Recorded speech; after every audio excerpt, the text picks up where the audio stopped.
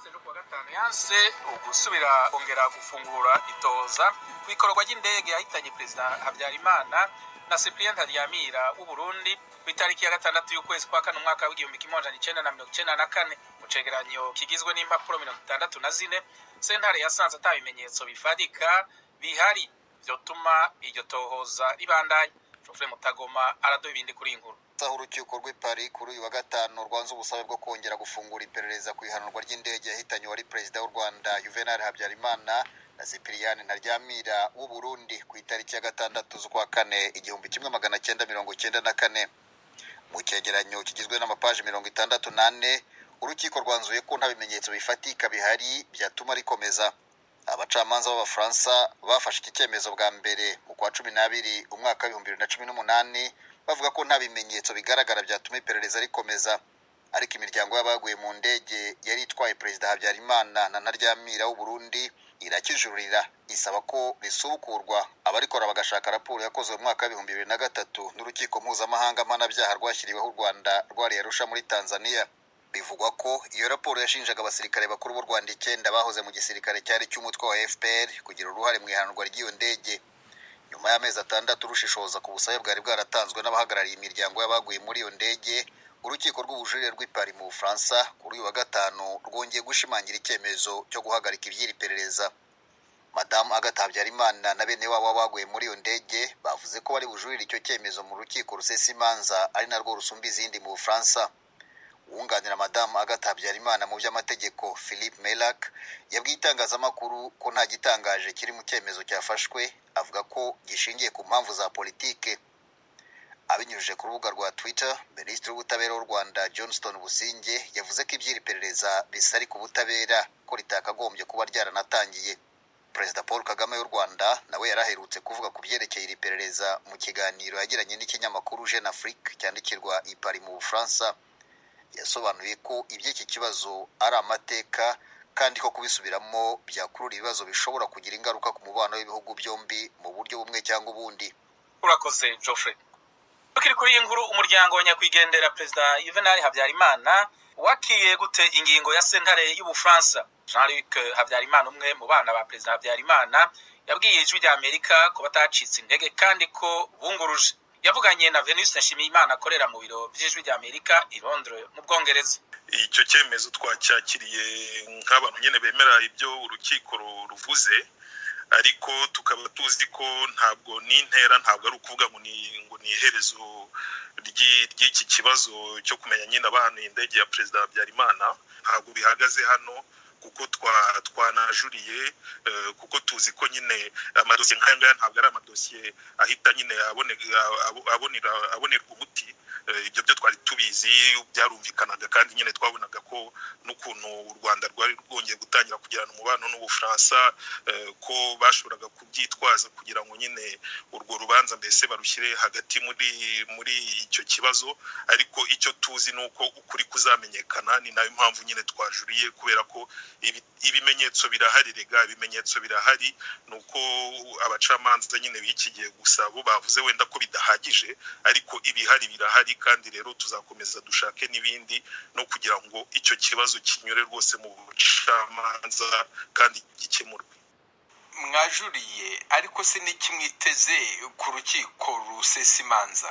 Twebwe icyo turavuga tuti hashize imyaka n'imyaka bakora iperereza, hari iperereza ryakozwe kandi nyine hakaba hari n'abantu berekana uko ibintu byagenze. Hari abantu bagenda bavuga uko ibintu byagenze. Ntabwo uko tubizi, ntabwo indege yari irimo Perezida Habyarimana na Perezida Ntaryamira, ntabwo iyo ndege yihanuye. Nta nubwo ari inkuba yayikubise ngo uvuge ngo irahanutse. Rero niba tuzi ko niba isi yose yemeza ko hari abantu bayihanuye, hari abantu bayiteye ibisasu, bigomba kuzagira imperezo z'uko abo bantu bamenyekana. Ubwo rero kuri uko kujurira ni ukugira ngo nyine niba hari ibindi bimenyetso bigomba kuzaboneka biboneke. Niba atari ngombwa ko haza ibindi bimenyetso maze urukiko rukongera rugafata icyo kibazo mu maboko yombi, nabyo bizakorwa. Ariko twebwe ibyo twemeza ni uko ibimenyetso bihari kugeza kuri iyi saha rwose byerekana ko hari abantu babirimo muri iyo hanurwa ry'indege ya perezida Habyarimana yari perezida Ntaryamira w'u Burundi. Niyo mpamvu nyine twajuriye, kuko urubanza rugomba gukomeza, iyo ntambara yo kumenya ukuri kugira ngo nyine habe ubutabera ku bantu bose na igomba gukomeza.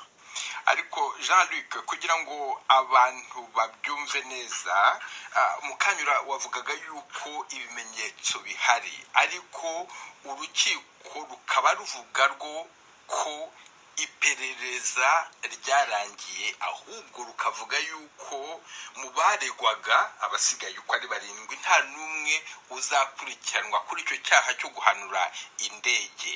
Namwe niko mubifata ndiko mwabyumvise? Umuntu abifata nyine nk'uko umuntu yabyumvise gutyo, ariko ibintu bihamya birahari. Ikibazo nyine cyagiye kiba muri urwo rukiko, muri iyo dosiye, nuko hari abantu bagombaga gutanga ubuhamya, bamwe bakagenda banyerezwa, abandi bakicwa, kandi abo bantu bose batangaga ubuhamya bavugaga ko ari FPR yahanuye indege, kandi ko itegeko ryo guhanura Kagame wari waritanze. Ariko hari n'abaje mu kuburanira abaregwaga bakekwaga kuba aribo bahanuye indege, bakemeza yuko iyo ndege yahanuriwe hafi y'ikigo cya gisirikare, ndetse bakamya yuko ahubwo yahanuwe n'intagondwa. Ibimenyetso bihari byerekana ko iyo ndege yarashwe ibisasu. Ibyo bisasu byaturutse mu karere kamwe, hari abavuga ngo ni Kanombe, abandi bakavuga ngo ni Masaka. Njewe ubwanjye ibyo bisasu narabyiboneye, nabonaga biri guturuka mu karere k'umusozi wa Masaka. Ntabwo ari ukuvuga ko iryo perereza ryavuze ko ibisasu byarashwe n'abahoze ari abasirikari b'u Rwanda. Ibyo ngibyo rwose abantu bakomeza kubyemeza gutyo ni ukubeshya, kubera ko jewe ubwanjye nkaba narabyiboneye n'amaso yanjye. Ahantu nari ndi kureba, nzi ko nari ndi kureba rwose mu karere ka Masaka. Nta muntu ushobora kunyemeza ko ibisasu byaturutse iburyo bwanjye kandi njye ndi kureba imbere yanjye. Ibyo rwose ni gihamya njye ubwanjye niboneye. Niyo mpamvu njye nzi ko uko byagenda kose, aho ibisasu byaturutse cyangwa abantu babirashe bizagera aho ngaho bimenyekane, kubera ko nta muntu ushobora kuvuga ngo azahisha ukuri imyaka n'imyaka. Ntibishoboka, bizagera aho ngaho rwose bimenyekane. Ndakeka ko n'abantu bose bataye ubuzima muri icyo gihe, kugira ngo imiryango yabo nayo igira agahenge, nuko abantu bagomba kumenya uwahanuye iyo ndege, kubera ko iyo ndege yahanuwe nyuma yaho nibwo u Rwanda rwagiye mu bibazo tuzi twese, nibwo ubwicanyi bwabaye.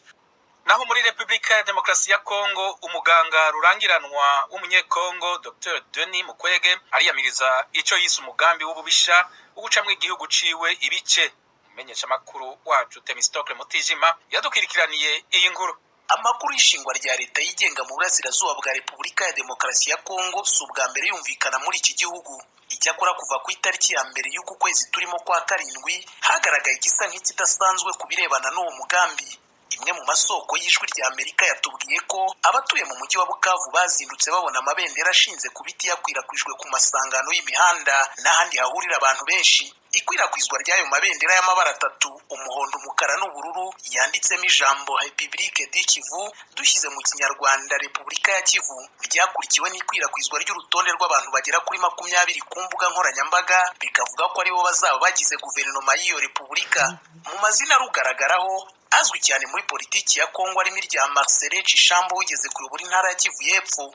Uwo izo mbuga zandika ko ari ugomba kuba perezida w'iyo repubulika yigenga ya Kivu. Haragaragaraho kandi rya Enoke Ruberangabo Sebineza, uyu wigeze kuba umudepite ndetse na minisitiri wungirije ku butegetsi bwa Joseph Kabila, cyo kimwe n'irya Dr Denis Mukwege, umuganga rurangiranwa watsindiye igihembo cyitiriwe Nobel cy'uwaharaniye amahoro ku isi.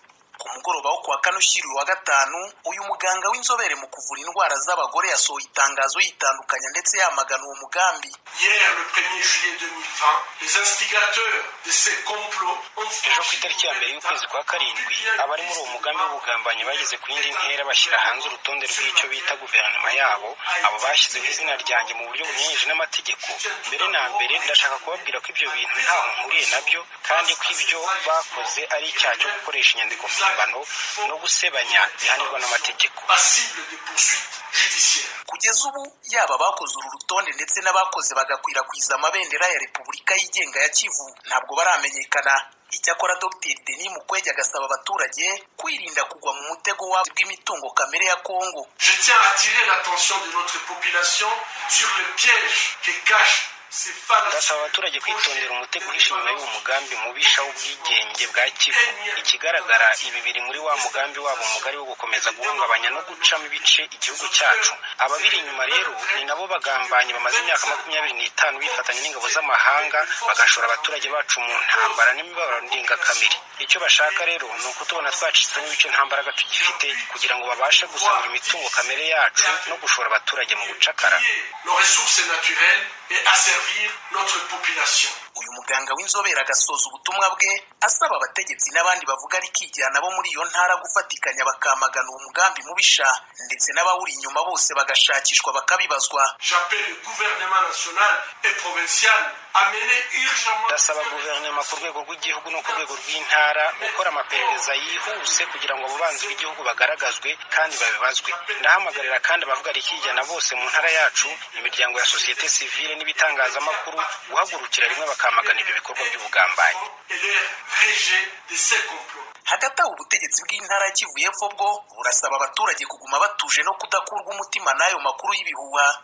Bwana Teongwa Abije Kasi uyobora intara ya Kivu y'Epfo ibi yabitangarije abanyamakuru nyuma y'inama yamuhuje n'abakuriye inzego zishinzwe umutekano ku rwego rw'intara ahigwaga kuri icyo kibazo. Ati ndatekereza ko abaturage badakwiye kugira ubwoba, nta Repubulika ya Kivu mu ntara ya Kivu y'Epfo. Ibintu byose biri mu buryo. Kiriya ni igikorwa cy'abantu babaswe n'ibiyobyabwenge, abanzi b'igihugu bagiye aho mu dukino tw'amafuti barafotora barakwirakwiza mu rwego rwo guteza ubwega. Icyo mbizeza rwose biriya bavuga nta shingiro, gusa ibyo bakoze ntibigaragaza urwango ku gihugu. Inzego zacu z'umutekano zikomeje kubashakisha ngo bagezwe mu butabera. Kugeza ubu iminsi 2 nyuma y'ikwirakwizwa ry'izi muha z'ishingwa rya leta yigenga ya Kivu ntabaratangazwa ko batawe muri yombi ndetse ngo hatangazwe icyo bari bagamije mu kuzikwirakwiza.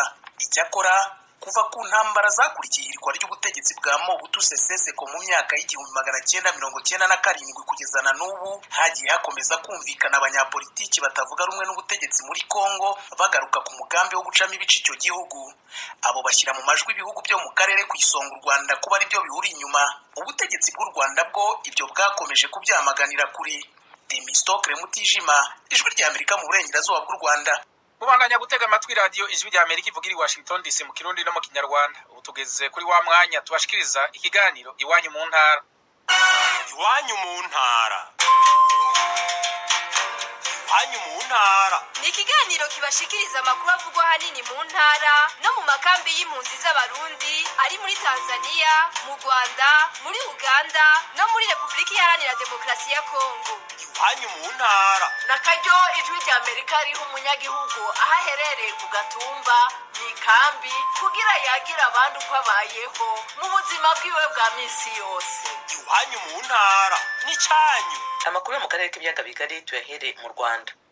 Leta Zunze Ubumwe za Amerika yarayemereye igihugu cy'u Rwanda inkunga ingana na miliyari 605 z'amafaranga y'u Rwanda zo gufasha kwihutisha iterambere mu mugambi u Rwanda rwihaye. Ni inkunga izatangwa mu gihe cy'imyaka 5 ikazakoreshwa mu nzego z'ubuzima, uburezi n'ahandi. Usibye inkunga n'ubusanzwe Leta Zunze Ubumwe za Amerika iza kwisonga mu baterankunga bakomeye mu Rwanda. Ni inkuru tubaza mugenzi wacu Eric Bagirubusa uri Kigali mu Rwanda. Nkuko byatangajwe n'abari bahagarariye ibihugu byombi mu muhango wo gushyira imikono ku masezerano y'ubufatanye, bumvikanisha ko iyi nkunga ingana na miliyari 605 z'amafaranga y'amanyarwanda Leta Zunze Ubumwe za Amerika yahaye igihugu cy'u Rwanda izafasha mu gushyira mu bikorwa gahunda y'u Rwanda rwihaye mu kwihutisha iterambere NST1. Ni inkunga Leta Zunze Ubumwe za Amerika izatanga mu byiciro bitandukanye mu myaka 5. Aya masezerano yashyizweho imikono kuri uyu wa kane ku isonga arareba igice cya mbere kingana na miliyoni 48.6 z'amadolari y'abanyamerika, ni ukuvuga saga miliyari 46 z'amafaranga y'amanyarwanda. Kwikubitira inzego zigize ubuzima bw'igihugu zizibandwaho harimo urwego rw'ubuzima, uburezi n'izindi, nk'uko bisobanurwa na Bwana Uzziel Ndagijimana, Minisitiri w'Imari n'Igenamigambi. Akaba arebana na gahunda y'imyaka 5 y'ubufatanye iterambere ry'u Rwanda ndetse n'inkunga ya mbere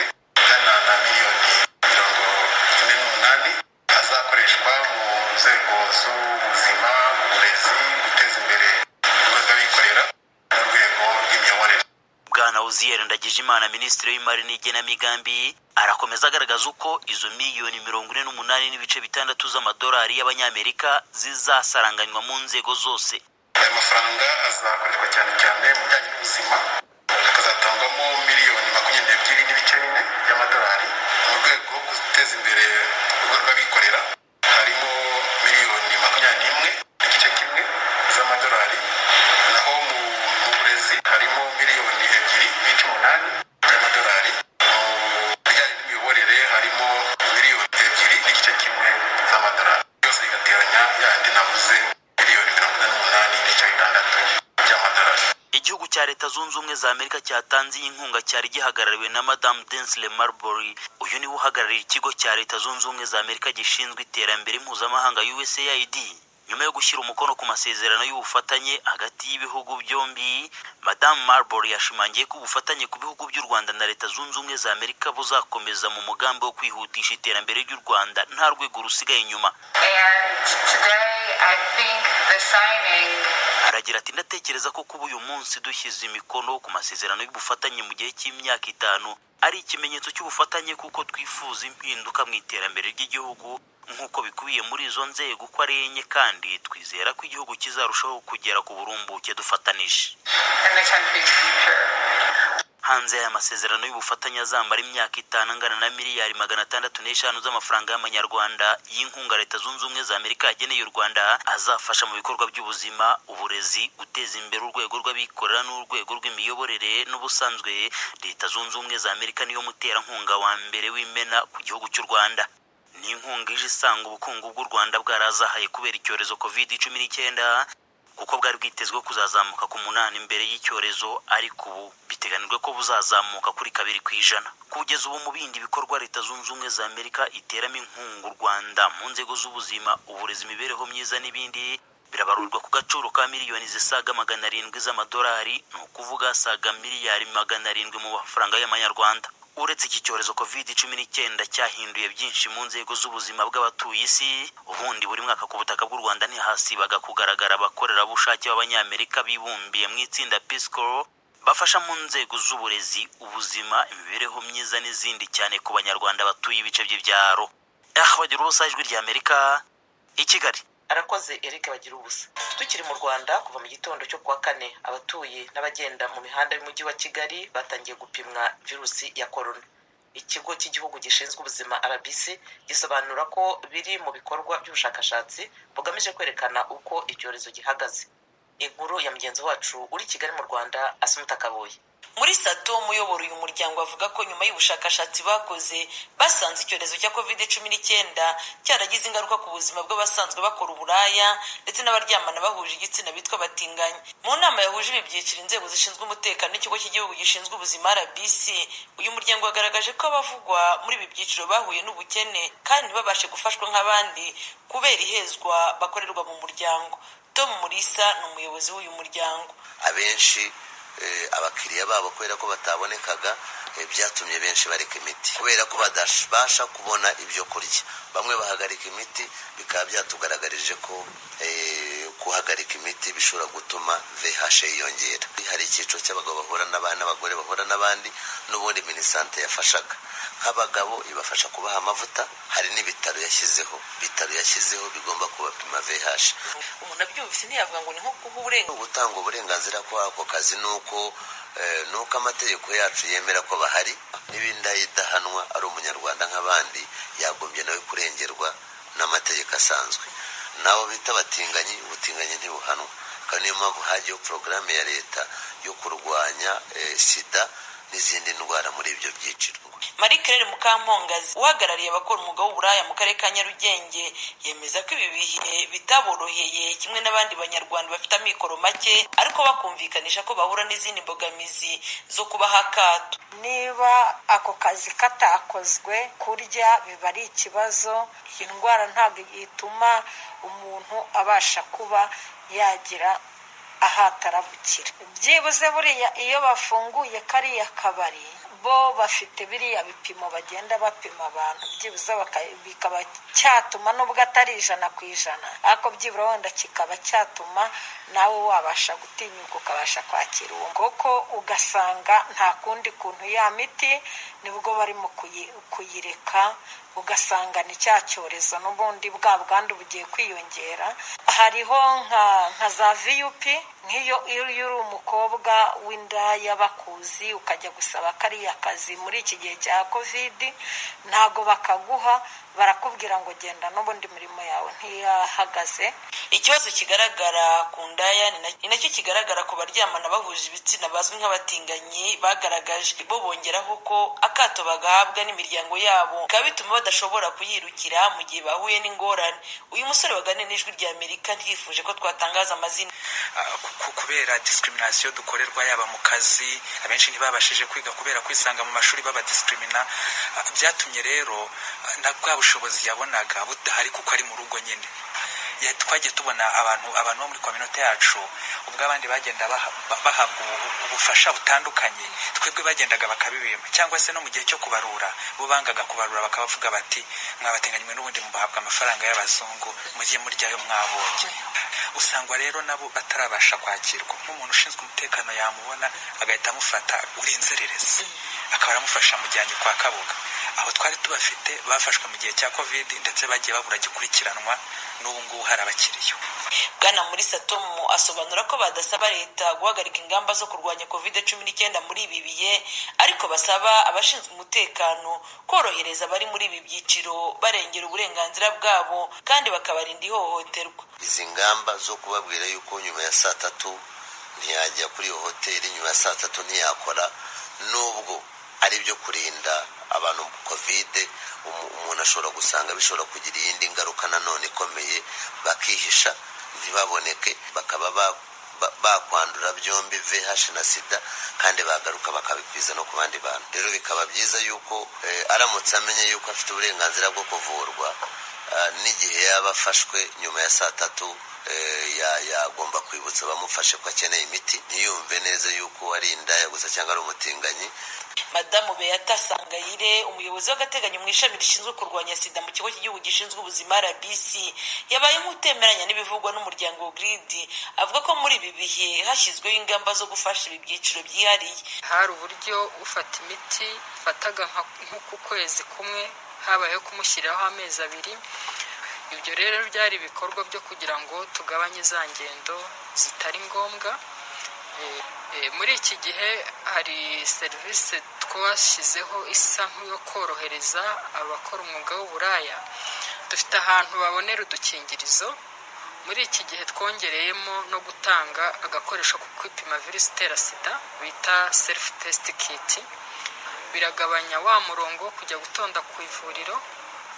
Asumta Kaboyi, Ijwi ry'Amerika, i Kigali. Asumta Kaboyi, urakoze. Tuve mu Rwanda twerekeza mu Burundi, aho ishyirahamwe Semabu rivugira abarwayi risaba ubushikiranganji bujejwe amagara y'abantu no kurwanya sida kudashyiraho inzitizi ku cyemezo cy'umukuru w'igihugu cyo kuvuza abakozi bagiye mu kiruhuko cy'izabukuru. Ni inkuru Ijwi ry'Amerika rifatanyije n'abanywanyi bayo, dusomerwa na mugenzi wacu Desire Hatungimana uri i Kigali mu Rwanda. Iyo ngingo yo kuvuza abakukuruke ku buntu umukuru w'igihugu yayivumereye ku genekezo rya 18 ukwezi kwa gatandatu guheze mu ijambo yashikirije igihe yimikwa. Iyo ngingo yaranayishimangiye no kuri wa gatatu mu ijambo ryo guhimbaza imyaka 58 heza Burundi buronse nayo kwikukira. Umukuru w'igihugu Evariste Ndayishimiye yabonyeho no gutangaza ko kuva ku genekezo rya mbere nyene abakukuruke